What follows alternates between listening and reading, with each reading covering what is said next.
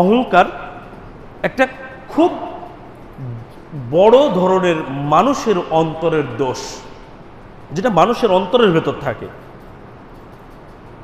এই দোষটা যদি কারো ভেতর থেকে থাকে, সেটা যত সামান্য পরিমাণই হোক না কেন, তাহলে এটা তার জান্নাতে যাওয়ার পথে বাধা হয়ে দাঁড়াবে। অহংকার কি? রাসূলুল্লাহ সাল্লাল্লাহু আলাইহি ওয়াসাল্লাম সহিহ মুসলিমের 166 নম্বর হাদিসে বলেছেন, আল কিবরু বাতরুল হাক্কি ওয়া গমতুন নাস। অহংকার হলো দম্ভ ভরে সত্যকে প্রত্যাখ্যান করা আর মানুষকে ঘৃণা করা, অন্যের তুলনায় নিজেকে অনেক বড় মনে করা, অন্যকে ছোট মনে করা, অন্য মানুষকে তুচ্ছ তাচ্ছিল্য করা, কাউকে ঘৃণার চোখে দেখা আর দম্ভ ভরে সত্য জানার পরেও সত্যকে প্রত্যাখ্যান করা, এটাই মূলত অহংকার। ফেরাউন অহংকারী ছিল, আবু জেহেল নমরুদ অহংকারী ছিল। তারা কোনো প্রশ্ন করে নবী রাসূলের কাছে সঠিক উত্তর পায়নি, এমনটা ঘটেনি। তাদের সামনে সত্য উপস্থাপিত হওয়ার পরেও, সত্য প্রকাশিত হওয়ার পরেও তারা অহংকার বশত সেটাকে প্রত্যাখ্যান করেছে। যদি আমাদের সময়েও কেউ একই রকম কাজ করে, সত্য জানে কিন্তু মানবে না, আপনি একজন সাধারণ মানুষ, বড় বড় শায়েখদের আলোচনা শুনে আপনি জেনেছেন এই কাজটা বিদআত, আপনি পাড়া প্রতিবেশীকে বলছেন বা এলাকার মাথা মুরব্বীদেরকে বলছেন যে এই কাজটা বিদআত, এটা সমাজ থেকে উঠাইয়া দাও, এটা মসজিদ থেকে তুলে দাও বা দেন, তখন ওরা আরো খোঁজ খবর নিয়ে সত্যটা জানতে পারলেও মেনে নেবে না। কেন? আপনি যে দাওয়াত দিয়েছেন আপনি তার তুলনায় ছোট মানুষ, এটা তার ভেতরে একটা অহংকার। আমি যদি এর কথা মোতাবেক এই কাজটা এখন না করি বা উঠিয়ে দিই, তাহলে আমি তো ছোট হয়ে গেলাম। আমি একজন সমাজ প্রধান, আমি মসজিদের সভাপতি, আমি প্রফেসর, আমি প্রিন্সিপাল, আমি অমুক, আমি তমুক। এর ভিতরে অহংকার কাজ করে। সত্য জানার পরেও সত্যকে অহংকার বশত দম্ভ ভরে প্রত্যাখ্যান করে।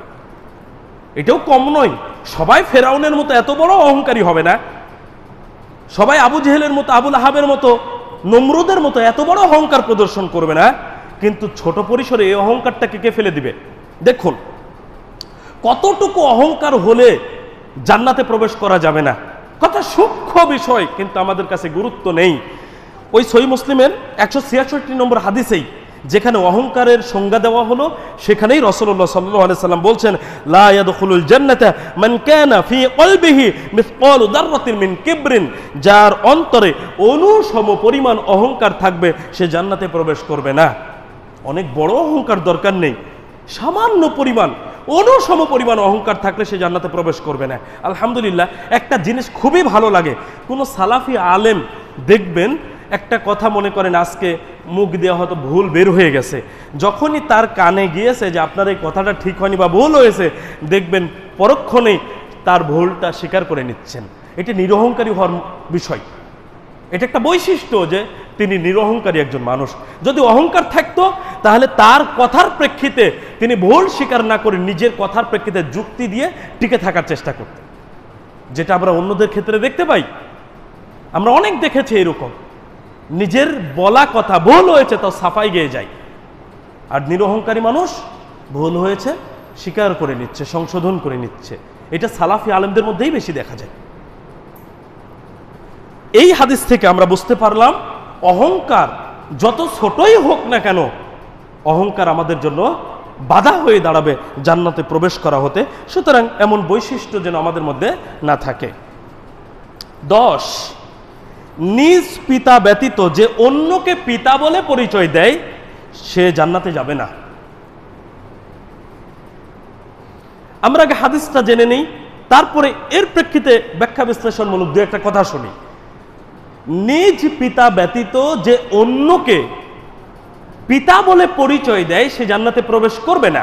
রাসূলুল্লাহ সাল্লাল্লাহু আলাইহি ওয়াসাল্লাম বলছেন, সহিহ বুখারী 6766 নম্বর হাদিস, মান আদআ ইলা গায়রি আবিহি ওয়া হুয়া ইয়ালামু আন্নাহু গায়রু আবিহি, যে অন্যকে নিজ পিতা বলে দাবি করে, পরিচয় দেয়, ওয়া ইয়ালামু আন্নাহু গায়রু আবিহি, অথচ সে জানে যে সেই লোক তার পিতা নয়। এমন একজন ব্যক্তিকে সে পিতা বলে দাবি করছে, অথচ সে জানে এই লোকটা তার পিতা নয়। ফাল জান্নাতু আলাইহি হারামুন, এই ব্যক্তির উপরে জান্নাত হারাম, এ জান্নাতে যাবে না। বিষয়টা কি? বিষয়টা এমন হয় না কখনো কখনো নিজের পিতা দেখা যাচ্ছে একটা সন্তানকে দেখাশোনাই করেনি। কিছু বেয়াড়া পুরুষ মানুষ আছে যারা বিবাহ করেছে দুইটা, এক স্ত্রী সন্তানের খোঁজখবরই রাখে না, ছন্ন ছাড়া জীবনযাপন করে। অনেক ছেলে আছে জানেই না তার বাবা কোথায় থাকে, দেখেইনি কোনোদিন বুদ্ধি হওয়ার পরে।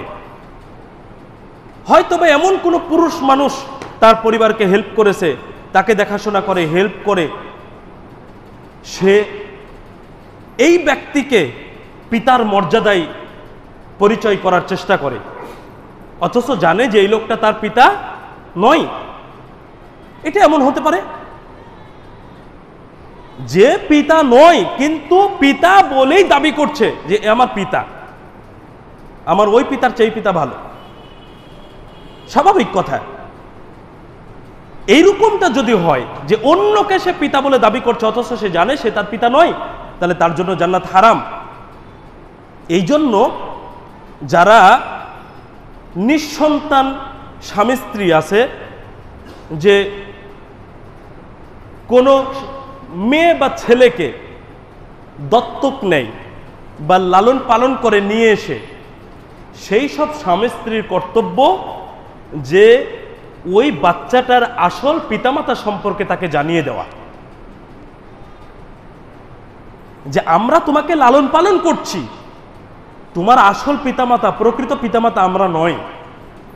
প্রকৃত পিতামাতার সাথে তাদেরকে পরিচয় করিয়ে দেওয়া। অনেকে দারিদ্রতার কারণে কিন্তু সন্তানকে অন্যের কাছে দিয়ে দেয়, লালন পালন করে। আমার একটা বন্ধু আছে যে এইরকম একটা মেয়েকে বিবাহ করেছে, আর ওই বাচ্চাকে 18 মাস বয়স থেকে তার পালক যে পরিবারটি, সেই পরিবার 18 মাস বয়স থেকে লালন পালন করেছে। আমার খুব কষ্ট লেগেছে আমি যখন এই 2 সপ্তাহ আগে জেনেছি যে এই পালক পরিবারটি তার ওই পরিবারের সাথে কোনো যোগাযোগই করতে দিত না। এটা বুঝতেই দেয়নি যে সে তাদের আসলে প্রকৃত সন্তান নয় বা তারা প্রকৃত পিতামাতা নয়, এটা বুঝতেই দেয়নি। এটা উচিত নয় ভাই, এটা উচিত নয়। আপনি যদি কাউকে লালন পালন করেন বা আপনার আশেপাশে যদি কেউ এরূপ থাকে, তাহলে তার করণীয় হচ্ছে এটা জানিয়ে দেওয়া ওই বাচ্চাকে বুদ্ধি হওয়ার পরে যে আমরা তোমার পালক পিতা, বা আমি তোমার লালন পালনকারী একজন মা, তোমার আসল প্রকৃত বাবা মা অমুক, তাদের সাথে পরিচয় করিয়ে দেওয়া, এটা হলো করণীয়। তবে কোনো মানুষ যদি না জেনে কাউকে বাবা হিসেবে গ্রহণ করে, সে জানেই না এটা আসলে তার আসল বাবা কিনা, জানে না, ছোটবেলা থেকে যেইভাবে সে দেখে অভ্যস্ত হয়েছে সেইভাবে বাবা বলে ডাকে অথবা বাবা হিসেবেই পরিচয় দেয়, নিজের বাবার জায়গায় তাকে রেখেছে অন্তর থেকে, এই ক্ষেত্রে সেই ব্যাপারটি দোষণীয় হবে না। কিন্তু যদি এমনটা হয় যে নিজের বাবা নয় এটা জানে, এরপরেও তাকে বাবা হিসেবে দাবি করছে, বাবার জায়গায় যে সম্মান মর্যাদা দেওয়া দরকার সেইটা দিচ্ছে, তাহলে এই ব্যক্তির জন্য জান্নাত হারাম। সুতরাং সাবধান থাকে, নিজের বাবার মতো যেন অন্য কাউকে বাবা হিসেবে গ্রহণ না করি। 11